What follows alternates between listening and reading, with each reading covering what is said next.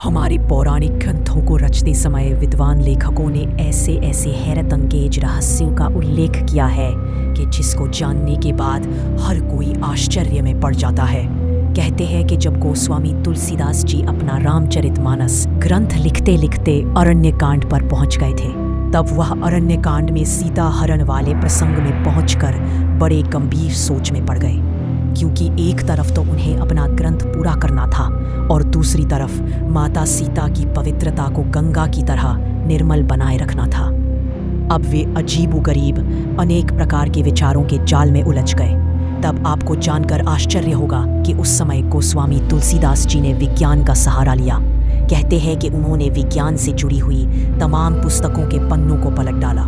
मानस मर्मग्न काव्यानंदन कहती हैं कि उन्होंने विज्ञान का विस्तार से अध्ययन ही नहीं किया, बल्कि एक अनोखा शोध कार्य भी कर डाला।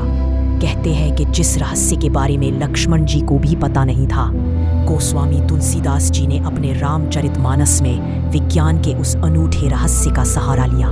दरअसल गोस्वामी तुलसीदास जी इन दोनों पंक्तियों में रामचरितमानस के गूढ़ रहस्य को उजागर करना चाहते हैं। लक्ष्मण जी को भी उस रहस्य के बारे में जानकारी नहीं थी, जिस रहस्य की गाथा पहले ही विधाता लिख चुके थे। पुराणों में वर्णित है कि रामचरितमानस के अरण्यकांड में लंकापति रावण जब सीता जी का हरण करने आया तो उसकी यह पहली गलती नहीं थी, बल्कि गोस्वामी तुलसीदास जी के अनुसार यह उसका दूसरा दुस्साहस था। उसकी इस दूसरी गलती के लिए गोस्वामी तुलसीदास जी लंकापति रावण की इस दुष्ट सोच से छल पूर्वक निपटना चाहते थे, क्योंकि कहा जाता है कि इसी रावण ने एक बार ब्रह्म ऋषि कुशध्वज की विद्वान पुत्री देवी वेदवती का भी शील भंग करने का प्रयास किया था एवं उनके केशों को पकड़कर घसीटा था।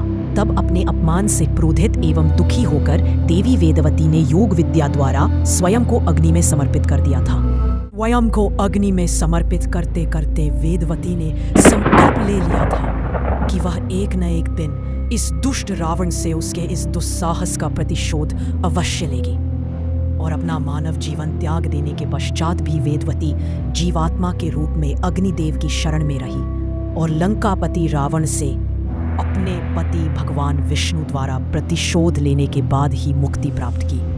गोस्वामी तुलसीदास जी के अनुसार अब वह समय आ चुका था जब रावण के बल को छलपूर्वक निपटा जाए।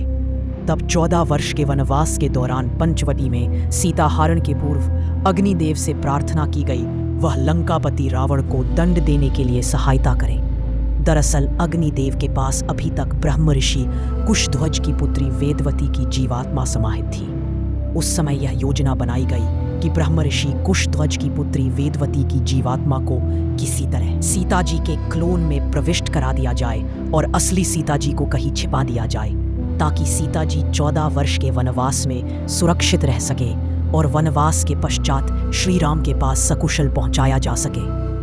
तब ब्रह्मा जी ने सीता जी की उंगली से कोशिका लेकर सीता जी के सदृश्य ही एक पुतला तैयार कर दिया और योजना के अनुसार वेदवती की जीवात्मा को सीता जी के पुतले में प्रविष्ट करा दिया गया, क्योंकि असली सीता जी तो अग्निदेव के शरण में पहुंच गई थी। फिर विधाता को वेदवती द्वारा रावण से प्रतिशोध लेने के प्रण को पूरा जो कराना था, इसलिए उन्होंने रावण द्वारा सीता जी नहीं बल्कि उनके पुतले में स्थापित वेदवती की जीवात्मा का हरण करा दिया। सीता जी के आसपास अग्नि का पहरा होने का एक कारण यह भी बताया जाता है कि सीता जी के क्लोन में रहने वाली देवी वेदवती की जीवात्मा के साथ सदैव अग्निदेव रहते थे। रामचरितमानस में कई बार ऐसा प्रसंग आया कि जब सीता जी पवन सुत हनुमान जी अथवा लक्ष्मण जी के साथ लंका से वापस श्री राम जी के पास वापस आ सकती थी, लेकिन उन्होंने ऐसा नहीं किया, क्योंकि उस समय वेदवती की जीवात्मा एक निश्चित समय के लिए सीता जी की परछाई में विलीन थी। यदि वह उस समय के पूर्व वापस श्री राम जी के पास आ भी जाती तो भी देवी वेदवती सीता जी के शरीर से न निकल पाती।